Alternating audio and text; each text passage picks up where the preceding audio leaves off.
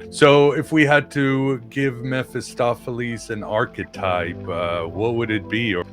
He talks about Mephisto as being a shadow figure, and I think that's a good way to think about it. He says that he is not simply the embodiment of evil, but rather that he's a way of showing how evil has a role to play. And it's a complicated ethical idea, and I think it potentially gets Jung into some trouble. But I think it's there in Goethe, this idea that the shadow, the negative, the dark, the evil, has a role to play in bringing about good things. I mean, that's there right at the beginning in part one, where we find the very famous quotation, "Human beings will err as long as they strive." And his striving is the most important thing.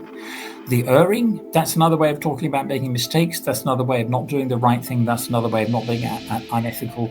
It's another way of talking about evil. That evil is part of it. You quoted that line as well, where Mephisto says, I am the spirit that wants to do evil, but always does good. And I think that's what marks out Goethe's form of Gnosticism as a very positive outlook, which is that in the end of the day, and perhaps all Gnostics believe this, it is the gnosis that will win out.